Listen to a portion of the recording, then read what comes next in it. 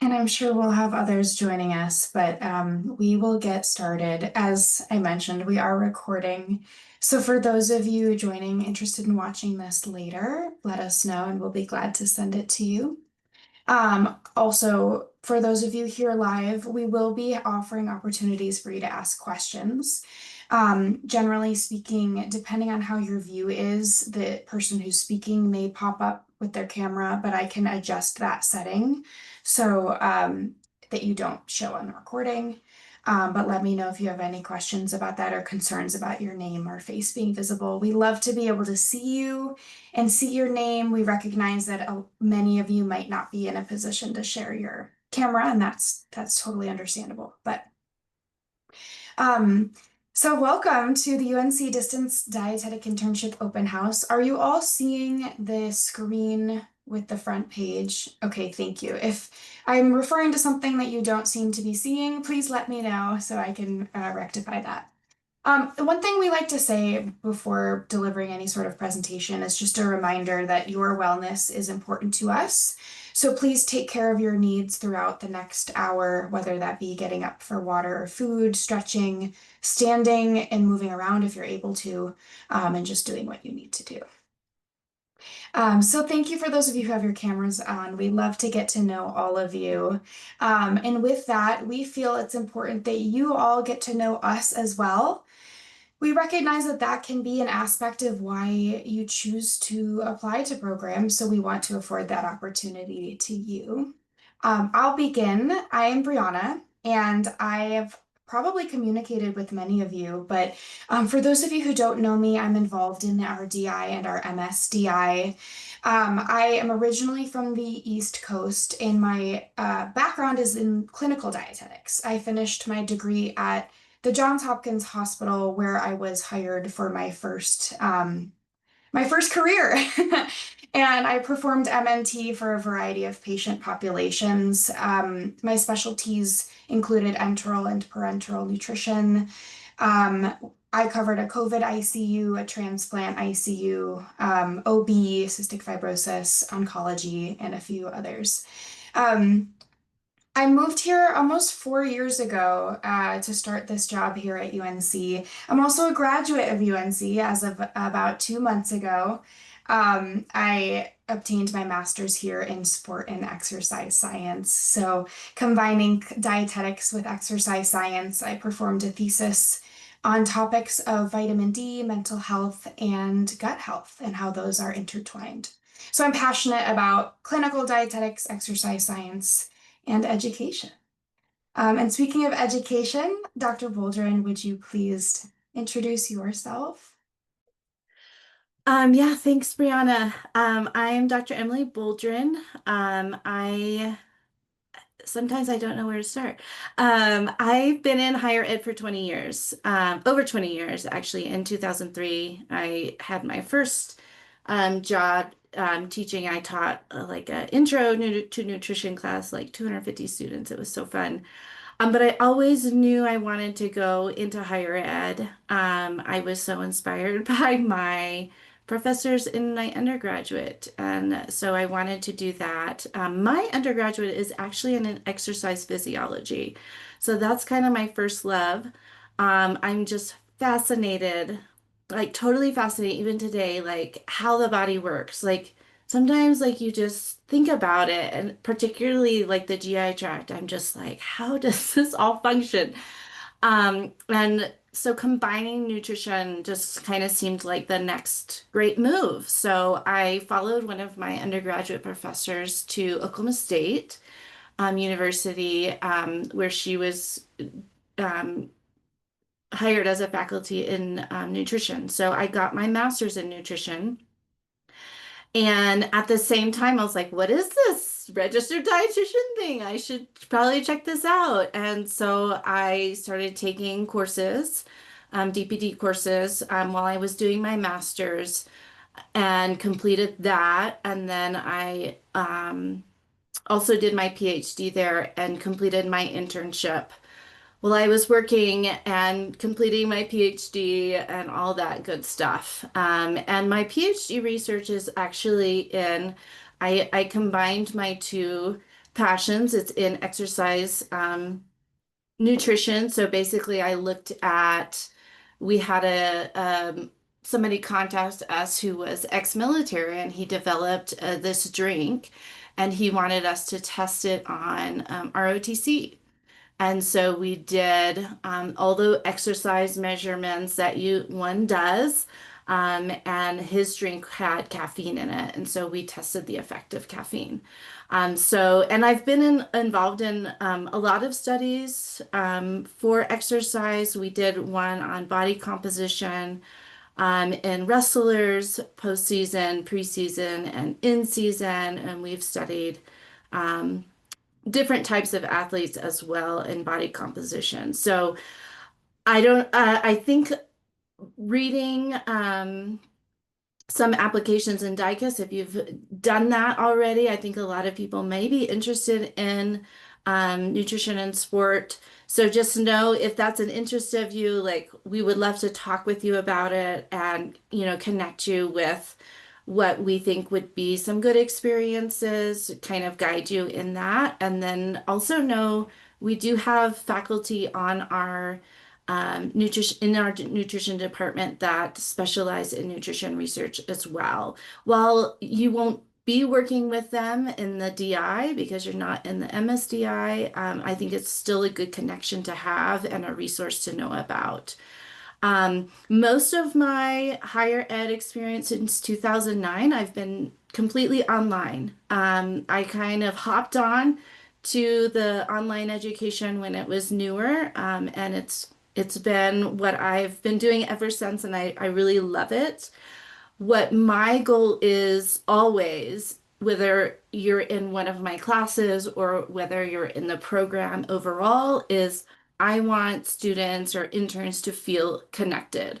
I never want in an online program for students to feel alone in their experience. And so we do make a concerted effort to connect with interns and students regularly. We have regularly weekly meetings. Right now they're on Monday nights, so we can foster that sense of community. And I know our current interns, they are in chat groups together, and so they are supporting each other throughout their internship. I've been here since April. It's a great place to be. I've never been at a university that is so student focused and student centered. So it's a great place to be, in my opinion, as an intern. So Thank you, Dr. Bouldren. All right, everyone. So with that, we will review some aspects of the UNC DI. Much of this presentation will cover the DI standalone program.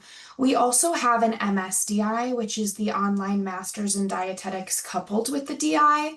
So if you are watching this and you do not already possess or are in the process of completing a graduate degree, we'd encourage you to consider our MSDI.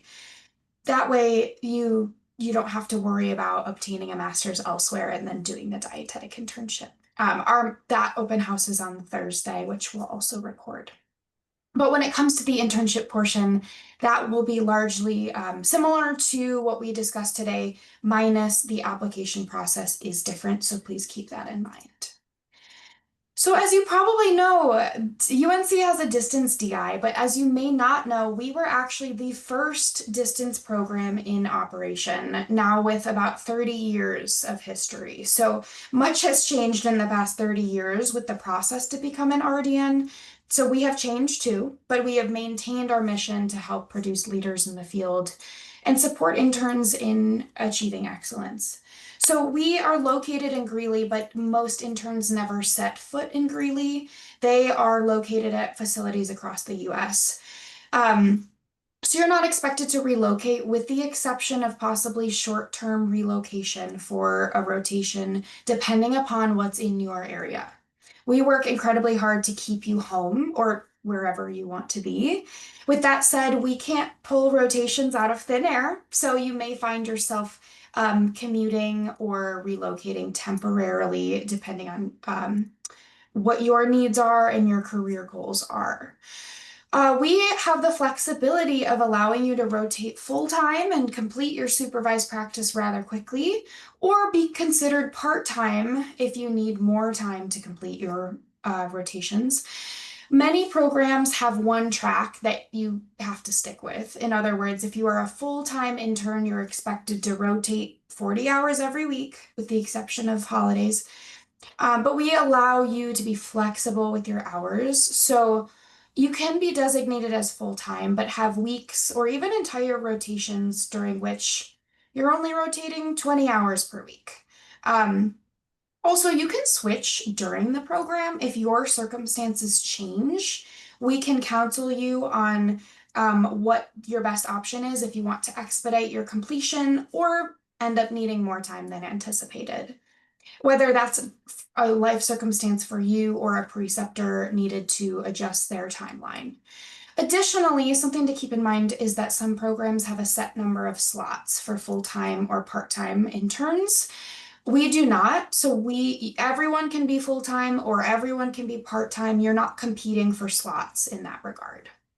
You can also decrease your completion time from 1,000 hours of total supervised practice to 780 if you have past work or volunteer experience and are applying for APL. And then for facilities that have funding to pay dietetic interns, we do allow that. So it's not common. We don't recommend that you go looking for a job or stay at your current job and then ask for those hours to be counted towards supervised practice. It's more so if you were accepted as an intern and that facility is interested in compensating you financially, that's fine. But the focus of your time there must be supervised practice related activities. And that's not something that's accepted by across the board at other internships, just to keep that in mind. One thing we'll discuss is how for our program, and I think for most distance dietetic internships, you're required to submit a tentative rotation schedule with your application, outlining the preceptors you've already contacted and who've agreed to host you. We support you in this by providing a list of, I think there are over 800 preceptors on there across the country with whom we've worked in the past and or have designated interest in hosting interns in the future. Other programs have a list similar, I believe. But I did recently learn actually that there isn't the same level of support offered to all interns depending upon where you're located. And also the lists that I've seen other programs provide tends to be smaller, just simply because of the amount of time that they've been in operation. We're grateful to, over the past 30 years, have been able to expand our professional network deeply.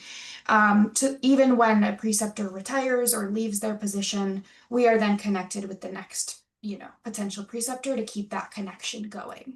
And so we're grateful for that. We also offer our DN exam prep, test questions, a tutor, and tips and support. And Dr. Boldrin will tell you more about the program details. Awesome. So the standalone DI is a 20 credit hour program. If you're looking on our website, you might notice different numbers. That's because you'll notice maybe 24 hours.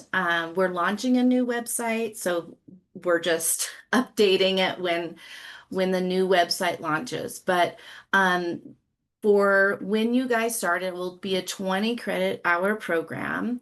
And that 20-hour credit will all be in what is called FND 592. That's a course. And it's not a course like you would expect, like a semester by semester course. This course you will enroll in all throughout your internship. So if you're summer, fall, spring, if you're full-time, you're going to end by April 15th, you'll divide those hours up, those 20 credit hours, and enroll in those credit hours over 3 semesters. So all in total, it will add up to 20 hours. The tuition, and this is subject to change, this is based on this year's numbers, but currently it's $425 per credit hour. That is a flat rate. There's no additional course fees. There are additional costs for rotation onboarding, and that's separate from the course fee. The rotation onboarding is really things like, okay, you to be at this rotation site, you need to complete your immunizations, you need to do a drug screen, you need to do a background check. It's those onboarding fees, to be able to rotate at that site. And it Unfortunately, those fees really vary. It's really hard for us to give you an estimate of that because one, it will depend on when you last had your immunizations. Do you need to get caught up on that? Does this particular facility not only require a background screen, but in addition to that background, you have to do a fingerprint? So there's all these sorts of case by case scenarios that will just depend on the site that you're located at. But I do want you to be aware of that. Um, as Brianna mentioned, there is a full-time and part-time option. So the full-time option would look like the intern completing the rotation between 8 and 10 months. So that means April 15th or the second week in April, you would have to have all your rotations complete, all your assignments, CRDNs, competencies turned in, and everything's done. So the program has time to process everything for that program completion. Typically, what that looks like is an intern spending between 32 and 40 hours a week in their rotation. Now that, like Brianna mentioned, that might look different. Maybe you know, do your food service rotation and you're spending 32 to 40 hours a week, but then you don't schedule your community rotation until 2 weeks later. So you're not rotating in between that time. So that it's just a general guideline to kind of give you an idea of what you can expect, but it will be dependent on your specific schedule. The part-time option can be completed in 10 to 14 months, and what that looks like is the interns completing all the requirements by the second week in July. So that might be more your speed. If you're working during the internship, that might be something to consider. And like Brianna said, you can start full time, and if it's just not working out, you can switch to part time as well. Part time, the interns on average spend 20 to 31 hours a week in their rotation, but again, that's going to be dependent on your specific sites. The other thing to keep in mind is that if you receive those 220 hours of APL, you can cut almost a month and a half if you're full-time and almost 3 months if you're part-time. So these are the numbers that include 1,000 hours of supervised practice. So that's great. If you can finish by February of next year, you can start the job hunt before many others who are finishing internships. So as you build your application, we thought it might be helpful to know what we're seeking in our interns. So since we are distance and you are out in the field representing yourself and UNC, we strongly value professionalism in all aspects, including written and verbal communication, and the potential to be a leader. Tied into this is adaptability. So things are going to change. You might enter your clinical rotation and make a list of patients you intend to see. That will probably change by the end of the day. You'll be working in fast-paced kitchen environments. You'll be finding that your day structure may not be as originally planned, but also recognizing that your whole rotation may change if preceptor availability changes. So if a preceptor is no longer able to host you, we might need to find a whole new rotation for you. And we'll work together in that. But we expect that you'll be flexible and, albeit perhaps frustrated and maybe a little stressed, be able to adapt to that change with understanding, with poise, and communication with us so that we know how best to support you. Of course, having experience in the field is attractive to us, especially if it's in dietetics, especially if it's in clinical settings, even if that means a hospital kitchen. We love to see that. But we recognize that not everyone has had that opportunity. So be sure to highlight what about you, whatever work or volunteer experience you have, highlight how those responsibilities have better prepared you for the DI. If you were a manager at a shoe store, highlight your leadership skills. If you volunteered with animals or playing music for at nursing homes, highlight your compassion and your commitment to improving mental health. These are all aspects that we want to see, so don't leave it off your application just because you think it's irrelevant. If you don't have any experience yet, then between now and February 1, when the application is due, you might consider seeking a volunteer position at a local food bank or something. And Dr. Boldrin will cover requirements to apply. Okay, so when you go into DICUS or if you're on our website, you'll see these admission requirements. So what we require is a bachelor's degree. It doesn't necessarily have to be in nutrition or a nutrition related field, but you also have to have a DPD verification statement. If you're in a position where you don't have a DPD verification statement or a foreign degree equivalent verification statement, we do have a program here at UNC within our department that you can enroll in to provide a DPD verification statement. So you'd have to take the courses necessary and then you could apply. Um, Another requirement, because ASCEND now requires a master's degree to sit for the exam, we have to prove to ASCEND that we're accepting students that meet that requirement. So you need to either have completed a graduate degree, and that can be in any field. So it can be in journalism and business or marketing or whatever. Or if you haven't completed it yet, you need to be in the process of completing it. And by the time you start your internship or supervised practice, you will need to have 2 or fewer semesters remaining. So that would be in June. So June next year, you would need to have 2 semesters or fewer remaining. And if you are accepted, we'll ask you to confirm that through a process.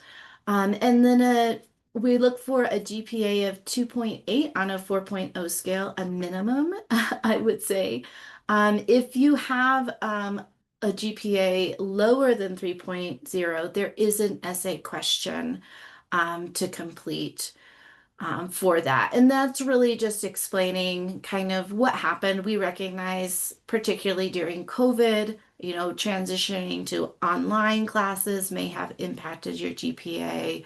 Other situations, maybe you had health issues or somebody in your family had health issues that you needed to attend to. We totally get that those things happen, but we just want to see if you are self-aware to know why your GPA is like that and what you have, the steps you have been taking or what you plan to do to be successful academically.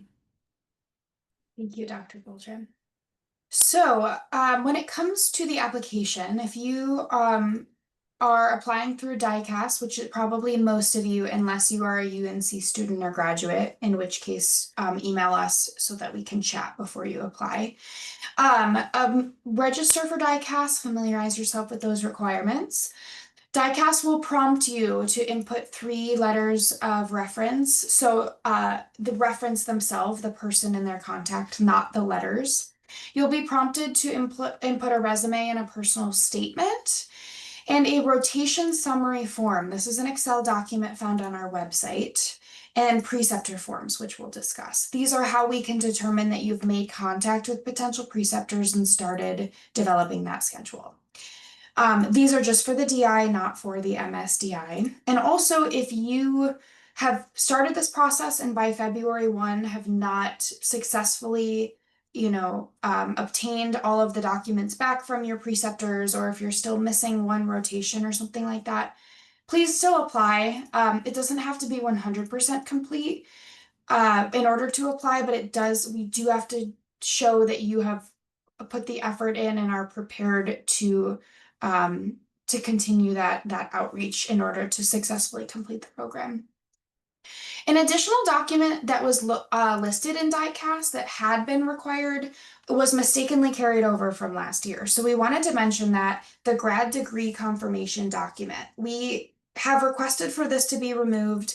Diecast wasn't able to remove it, so it's currently just listed as optional, and you're welcome to ignore that.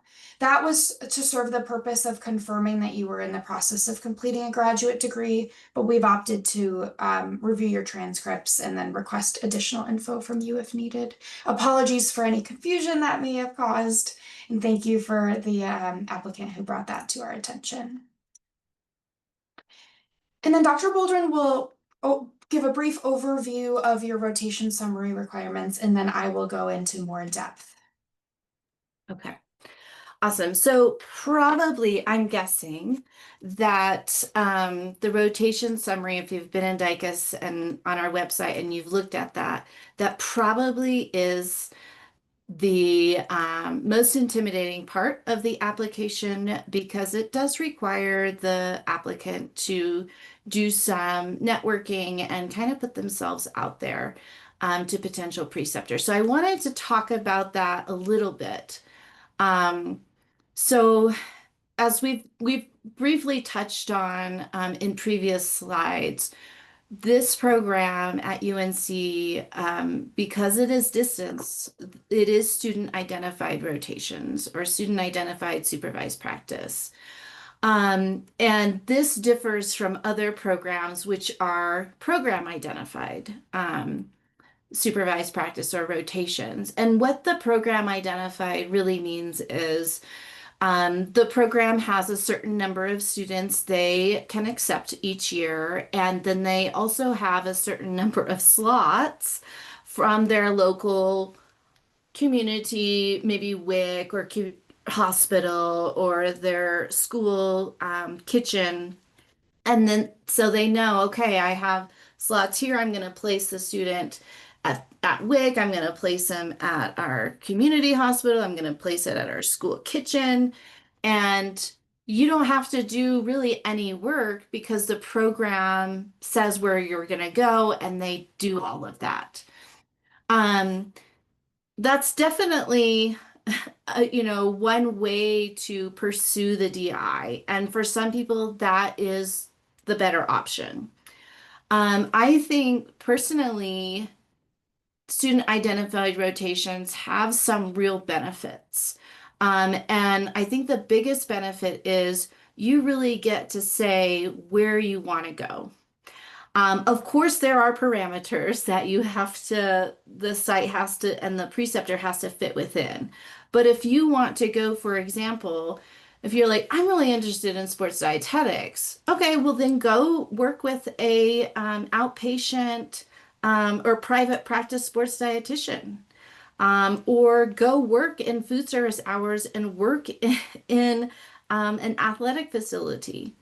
You can really say, okay, this is what I want to do. These are the experiences I want to have to figure out where I want to go in this career. And that is, I think, a huge advantage. The challenges, definitely, they are there. Um, like I said, you have to put yourself out there. You have to do some networking. You have to ask, will you be willing to support me? And that can be challenging, particularly if you're located in an area that is already saturated with dietetic interns. I will say, it's not impossible though. Sometimes you have to be willing to be flexible, like Brianna mentioned, and maybe you need to just travel outside of your area for a specific rotation. So that's kind of the background of the rotation or the student identified rotations. Now, why we ask you to do a rotation summary. Um, we want to support you. We want to support you in this this journey. We, because they are student identified, we need to know to support you. We need to know like what your plan is. We also have a mandate to ascend, to not accept students that won't be successful, to that won't be able to finish their internship. So we have to know what is your plan for the internship, for those supervised practice. And so when it communicates that you have already done some work, you have some potential people that will support you, and then we can say, oh, yeah, oh, you're in Kansas City and you don't have food service. Oh, we just had a student in Kansas City. Why don't you try reaching out to X, Y, and Z? And we can help guide you in that process. We also have a very short time from when the application is due, February 1, to when you start in June. And there's a lot of stuff that needs to happen in that time frame.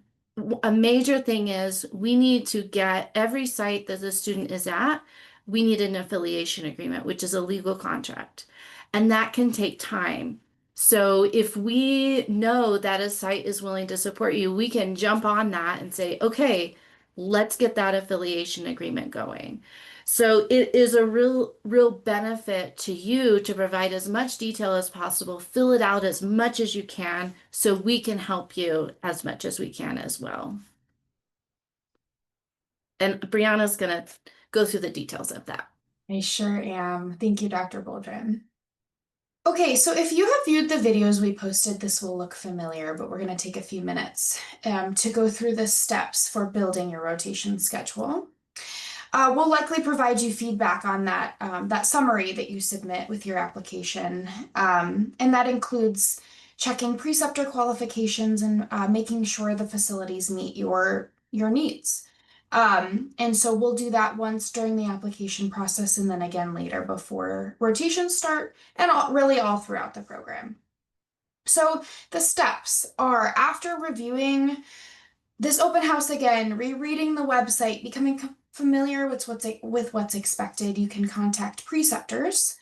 And then steps 3 and 4 will come once you've gotten tentative confirmation that a preceptor can host you.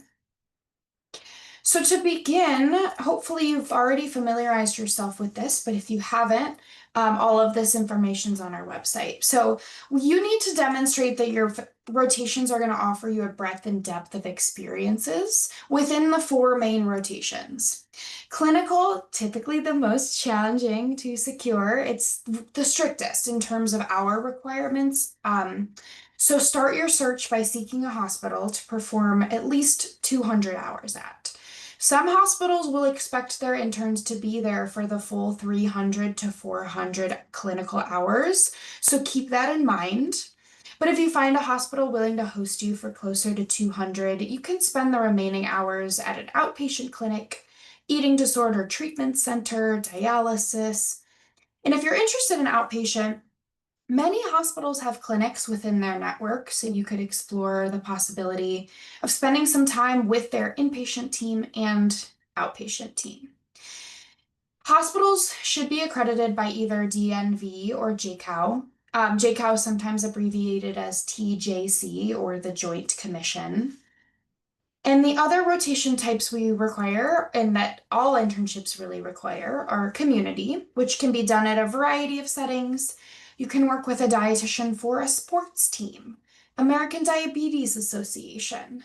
We do highly encourage some of those hours to be performed at a WIC center to learn pregnancy, infancy, lactation.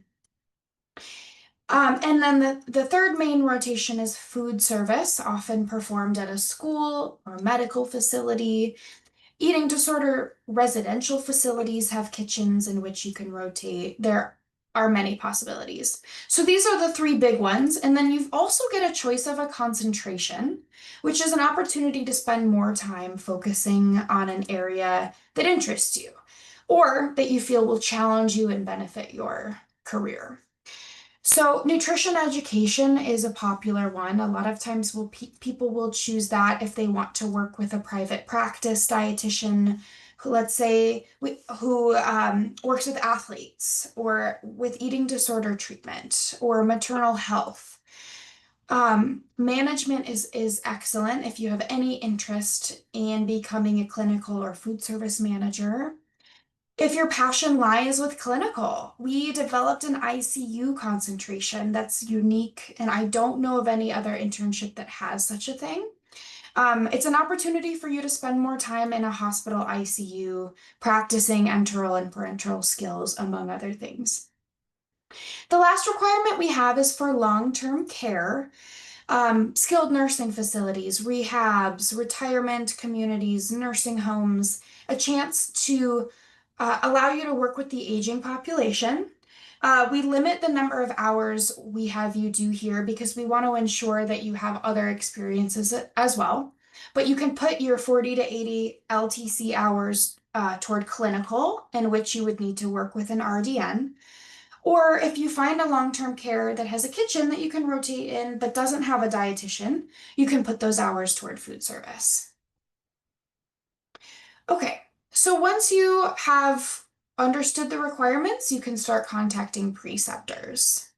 So this part can be stressful, and so that's why we wanted to take some time to help you feel more confident in this.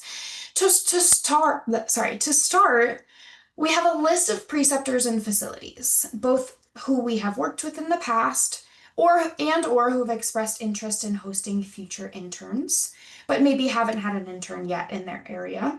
We are constantly updating this list, and it will never be finished because preceptors are always moving. New facilities are being added, some facilities are having to be removed, but mostly we're just updating contact information and whatnot. Um, from what I understand, other programs do encourage their interns to choose from this list or require that their interns choose from their list. We do not. You are encouraged to seek preceptors outside of this list. So continue to make connections because you may want to rotate either in a geographical location or with a facility that we haven't yet worked with. And then the AND page has a list of preceptors that I'll send in the chat. I do think that you have to be a member of the AND to access it. And then also seek out assistance from your network. So one comment to make about employers, we encourage you not to perform a rotation at a location where you currently or previously have worked because we want you to get a new experience. We don't want you just to work a job that you've already done and learned what you could. You deserve to obtain those new experiences. So, but you can still use your employer as a contact though. So for example, if you've worked in a call center at a hospital, you can maybe ask to work with their dietitians there and do your clinical rotation there. Or you can work directly with the chefs on menu development and food production and count those hours toward food service. You can also ask if they've got connections with local long-term care centers. Or an outpatient clinic where you can perform, let's say, your nutrition education concentration. That's just a few of the many examples, but don't, just because we don't want you to necessarily have your boss also be your preceptor, it doesn't mean that you can't use them for suggestions and support. So after a preceptor tentatively agrees to host you, we require some information from them. So we need them to show us that they, in fact, have agreed to host you. And that can be done in two ways. If it's a preceptor that's on our list, then simply have them write a statement of commitment agreeing to host you. So usually this just is screenshots of emails back and forth between you and the preceptor. It doesn't have to be anything formal, just them saying, yes, I can, yeah, I should be able to host you for that time. Like, let's confirm now or let's confirm later. Or if you've been communicating with them over the phone, have them just write a sentence saying, I so and so agree to host you so and so for your rotation. If the preceptor is new or not on our list, we ask you to have them complete our preceptor facility form that's on our website. So please email that to them and ask them to return it to you, ideally before the application due date. And also have them send you a CV or a resume that's at least relatively updated so that we can at least see when they started working in that job and what other jobs that they have had.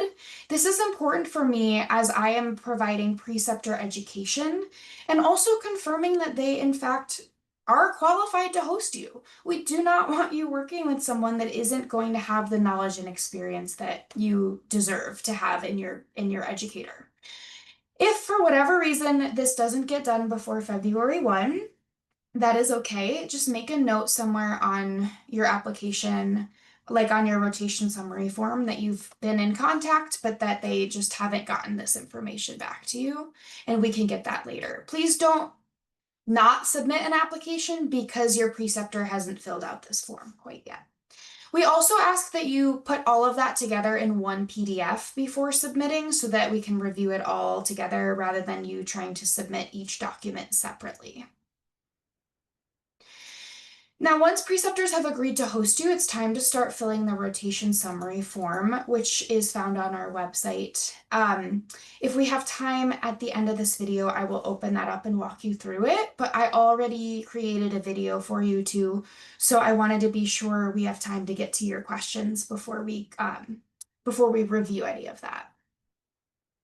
So now, if you're the kind of person who's a visual calendar type of person, I wanted to provide you a timeline of what we will be doing with you and what you should be doing throughout the next several months. So, step one, of course, is what you're already doing, beginning the process of beginning your application by viewing this open house. So, congratulations. If you plan to begin rotations in 2026, so if you're applying right now in the 2025-2026 cycle, then you should be starting to contact preceptors now. This process can take weeks, sometimes months, to get a solid rotation summary developed. And we recognize that by February 1, the application due date, you may not have gotten a preceptor for every single rotation. That's okay. What we can't do, as Dr. Boldrin mentioned, is have you start the program with no plan of who we'll be rotating with, because there just is not time and we want to set you up for success. So, our application is due February 1st. Each program is slightly different, so make sure that you're checking on other program due dates. In past years, if we did not fill to capacity, we would extend this deadline and accept applications after the fact. Please don't rely on that being the case, but if for some reason you don't make that deadline and you're still interested, email us and we'll let you know if we're still accepting. And then in March, every program is supposed to follow these dates. So by March 1st, we'll let you know if you've been accepted. And then by March 15th, please let your programs know what your decision is, regardless of if you are choosing to go to them or not. I know that's a hard email to send. Thank you, but no thank you. I'm not accepting your acceptance, but it's great practice and so appreciated, that courtesy, so that we know that you found a spot that's better for you, and then we can then offer that slot to another applicant. Please don't ghost us. We want to hear from you and we want to maintain that connection, even if you're not choosing our program. And then should you accept a spot, you can expect to hear from us in the spring. So please monitor whatever email that you have used for your application, because that is when onboarding has to start happening before our mandatory online orientation, which occurs June 15th through 17th this year. You can then begin rotations between June 22nd and July 13th. So you have some wiggle room to schedule your first rotation.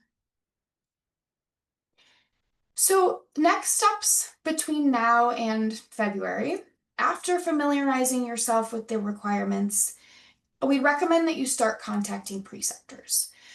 So we recommend first updating your resume, because then you will have that when you're making preceptor contact, so that they can review your qualifications and determine if they're interested in hosting you. And then as always, between now and even beyond the completion of the program, really, you can contact us using our dietetic.internship email. And we are here to support you however we can. So speaking of support, we would love to take this time to hear what questions all of you have. You can type them into the chat or unmute yourself if you're comfortable, and we'd love to know your name and your pronouns as well if you are willing to, and you don't have it listed on the screen. Hello, I have a Hi. question. Thank you. That was really interesting. I was just wondering if you could talk a little bit more about the APL and how that works and what you give credit for and how you evaluate that. I'd be glad to. And I believe that there is a more comprehensive um, video on the website too, but I'd be happy to go through a brief overview for those of you who are watching this. So we evaluate experience either that can count toward your food service rotation or your community rotation. We are looking for applicants who have had at least 500 hours working in the field within the past 5 years. That application process will comes after you've already been accepted into the program. So once you have submitted your application, we've interviewed you, we've extended you acceptance, and you've accepted that acceptance, then you can begin that process, and it's due in April. So you have plenty of time, and the application consists of your supervisor filling out a pretty brief summary of what you've done, really just kind of scoring a list of competencies that you would have needed to do in the internship. And then that's the first step, or that's one of the steps. And then the other step is to submit documents that demonstrate that you have completed the competencies that we're looking for. There's a list of competencies that you can choose from. And then depending upon how many of those you have successfully fulfilled in your job, we have an algorithm that converts number of competencies to number of hours. And so we started this, I think it was a year ago now, and we've had several students apply. And generally they get between 150 all the way up to the 220 maximum that we allow.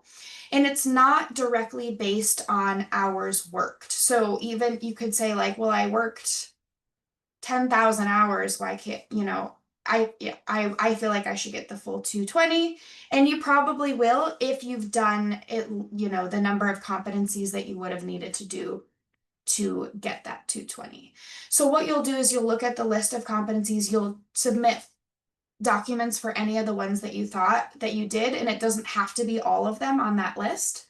And then we will evaluate them and keep them basically the projects that you submit, we will keep in your documents for the internship so that in the event of an audit, we can demonstrate to Ascend that everyone did every activity, whether it was in their internship or before the internship.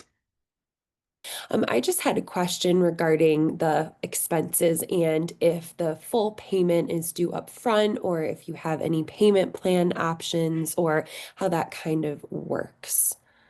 Thank That's you. a great question, Bridget. Thank you for asking. It is not due up front. There is a payment plan through UNC that you can sign up for, and you're paying by semester, so you'll pay for your credits over the summer and then over the fall and then over the spring. Thank you very much. I appreciate that. This could be found on UNC's website, or is it specific to the Dietetic internship website? Um, that's a great question. I think it's in Dr. Boulder. I know it'll be in our updated handbook Okay. so we have a new website rolling out in December, so we're a little bit scattered as to where I am at least as to where everything is currently located. But that'll all be in the handbook, which will be in our new website in December. But is it currently up? I'm sure it's somewhere, Dr. Waldron. Are you asking about the bear pay, the schedule payment, or That's the? what I was referring to, yeah.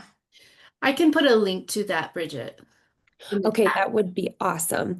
I also had one other question about the Academy of Nutrition and Dietetic scholarships that would be available. I saw that these were kind of due at the same time. Do you have any experience with students who might be struggling financially who are kind of waiting for all that to unfold kind of simultaneously as the application is due? Can you speak to that, Dr. Boldrin? To be honest, I don't have any experience on that, unfortunately. It's really a separate process than our application, so I don't And have I think information. I think that they are I think that that occurs in the spring, like they open in February and they close in April if I'm remembering correctly. So I think that that would be done after you get accepted, which I guess could be a benefit for you because then we can support you in that, but also maybe not a benefit because then you don't know financially. Um, yeah. Well, thank you. I appreciate that. I will do some more research myself. Of course, I was just a little confused, but thank you so much Yeah, I for know that. all the different options and processes are confusing. So that's a good reminder for me to update my knowledge on what's going on this year with I that. appreciate your help so much. Thank you. Thank you, Bridget.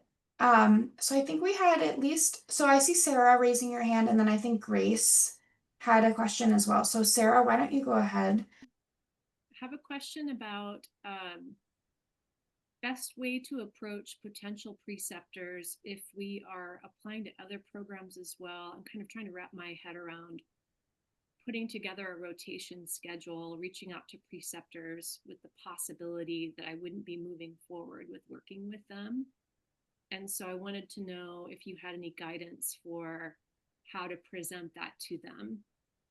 Yeah, I mean, just making it clear that you're still in the process of applying, and that you'll be in touch like later in the spring, depending upon how that all unfolds. Um, it can be tricky because there are some preceptors who will only accept interns at certain programs. And so we recognize that that's kind of an added stress for people. But I mean, just being very forthcoming with I'm applying, and so this is information I need to apply. And depending upon where I'm accepted and where I ultimately end up going, that might dictate, my need for your preceptorship. And then please, regardless whether you're accepted, whether you do our program or not, reach out to every program that every preceptor that had tentatively accepted you to let them know and give them that courtesy. Even if you don't need their time, so that they may have been counting on you, so that they can then reevaluate their workload or go accept a different intern. Absolutely, that's exactly my concern.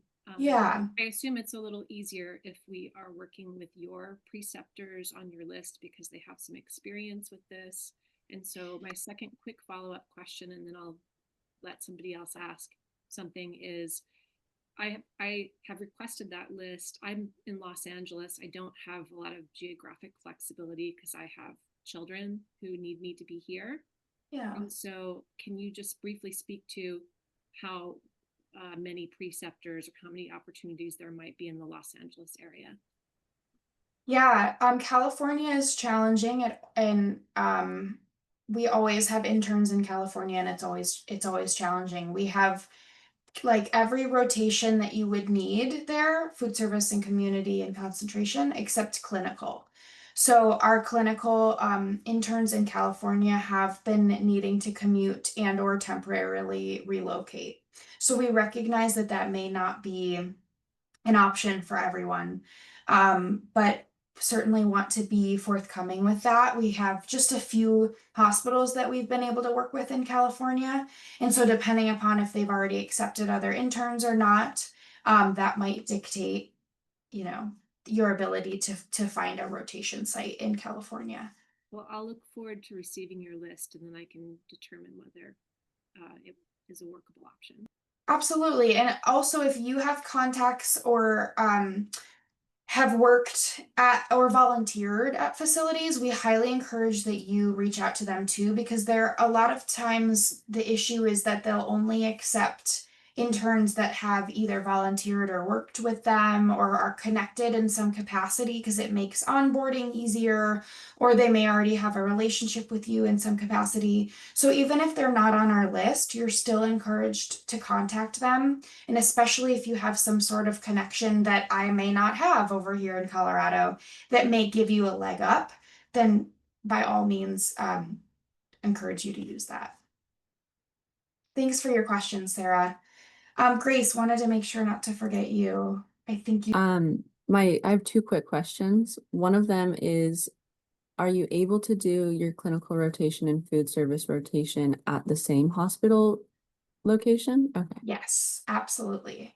Oh, Okay. I actually encourage it. And that's what I did in my internship. I did a traditional internship through the Johns Hopkins Hospital.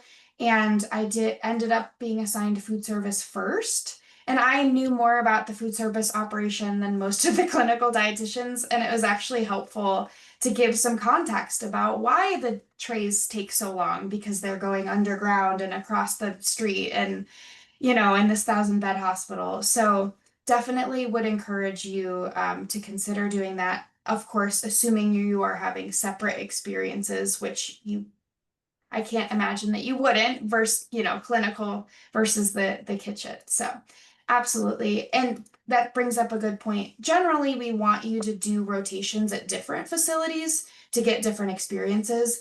But food service and clinical is a good example of where you're doing completely different tasks and activities. And so that can be done at the same place. Thank you. And then my second question is about timing. So I'm currently attending Colorado State University, and I don't plan to graduate until 2027. So when you talk about February 1st, would that be of your graduating year? So are you in a master's program? Yes. Okay. Have you finished your DPD? Yes, I Okay. did get the DPD statement from my undergrad. Excellent. So you have a couple of options. You can apply now, like apply February 1st of 2026 and start your internship the summer of 2026 while you're finishing your master's.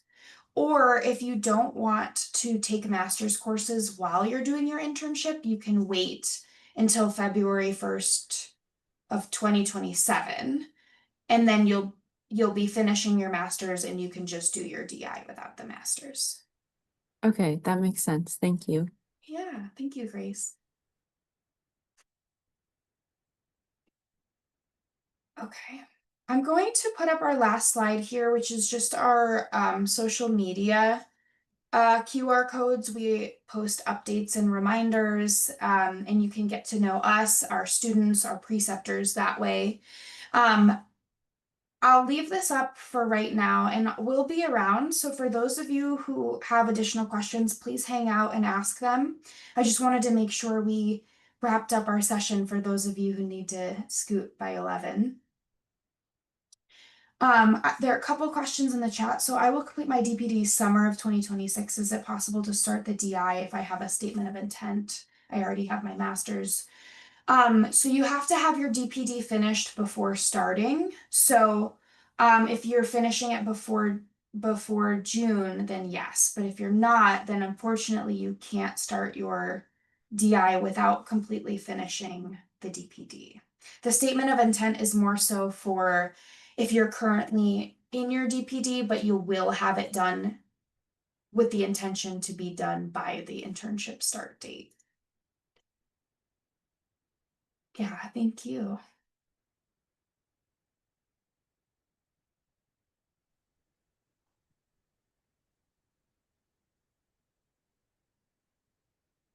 Hannah, do you have a question? Or did you say that your microphone isn't working? Did No, say can that? you hear me? Oh, yes, there. Okay, great.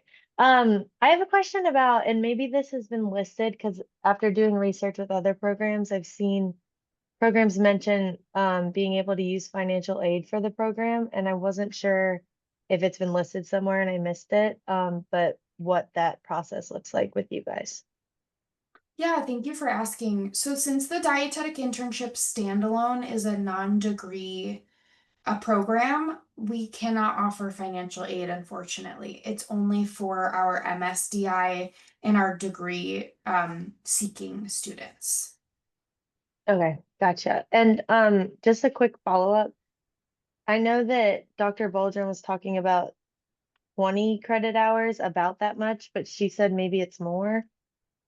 Or if is that like figured out yet, or maybe just something that's still being worked out?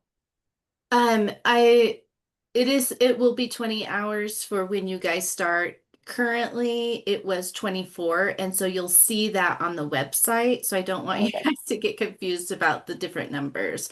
But starting with this cohort, starting June 2026, it will be 20. Okay, cool. Thank you so much. Yep.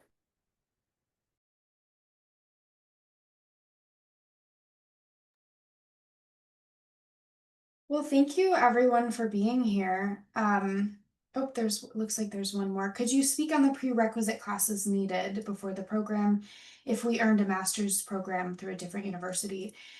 The only prerequisite is the DBD, which encompasses everything dietetics related that you would need, and then a master's program in any degree. So we really don't have prerequisites unless you consider the DPD as a prerequisite, but we don't have a list of courses that you have to take besides that.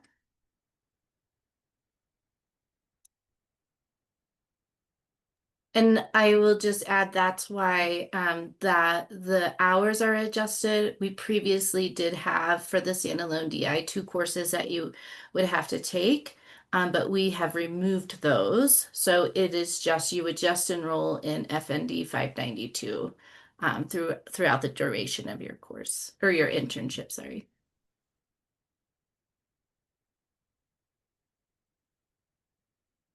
You're welcome. Thank you for asking. These have been excellent questions. We so appreciate your time today. And as soon as we log off, when you think of that question that you forgot to ask, just email us. And we'd be so glad to continue to support you. Thank you so much for your time, and we look forward to seeing your application.